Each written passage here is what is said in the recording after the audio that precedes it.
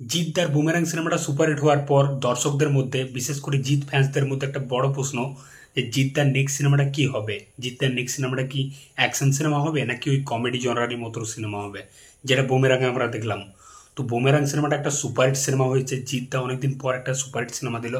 তার last superhit সিনেমাটা ছিল চেঙ্গিস, যেটা একটা প্যান ইন্ডিয়া সিনেমা, বাংলার ফার্স্ট প্যান ইন্ডিয়া সিনেমা, যেটা একটা বড় স্টেপ নিয়েছিল জিদ্দা, যার জন্য সত্যি হ্যাটস অফ জানাতে হয়। তো জিদ্দা বরাবরই সে প্রত্যেকটা ইন্টারভিউতে বলেছে যে আমি কমার্শিয়াল সিনেমাতেই বিশ্বাসী, কমার্শিয়াল সিনেমা করতেই পছন্দ করি, এবং জিদ্দা একা কমার্শিয়াল সিনেমাটাকে টেনেছে, সেটা আমরা প্রথম থেকেই দেখে আসছি।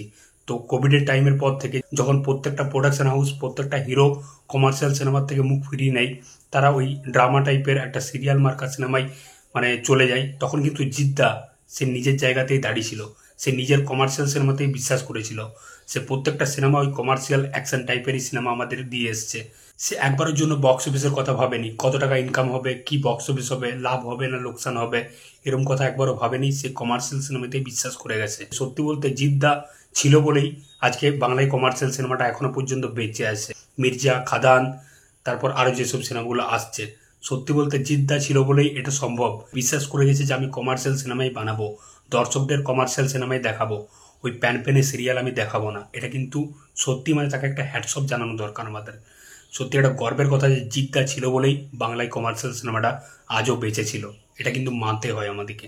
জিদ্দার বুমেরাং সিনেমাটা সুপারহিট হয়েছে, সত্যি বলছি আমি খুবই খুশি।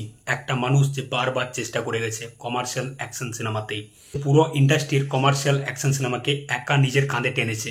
এটা কিন্তু কোনো ইন্ডাস্ট্রিতে দেখতে পাওয়া যায়নি, যেটা জিদ্দা করে দেখিয়েছে। এটার জন্য দম লাগে বস, সত্যি হ্যাটস অফ জিদ্দা। তো লেটেস্ট আপডেট ওয়াইজ জিদ্দার নেক্সট সিনেমার একটা আপডেট উঠে আসছে যে Jeddah Surinder films production house, Nispal সিংয়ের যে production house, Surinder films production হাউসের সাথে জিদ্দা একটা সিনেমা করছে। এই সিনেমাটা বেসিক্যালি একটা অ্যাকশন জনরার সিনেমা হতে চলেছে।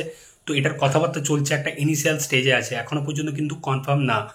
জিদ্দার বার্থডেতে এটার একটা অ্যানাউন্সমেন্ট আসতে পারে। এই সিনেমাতে জিৎ নিজে কো প্রডিউসার হিসাবেও থাকবে। জিদ্দার production house, Jeet film works যেটা আছে, তার সাথে সুরিন্দর ফিল্মস প্রোডাকশন হাউস, যৌথ প্রযোজনায় সিনেমাটা আসবে।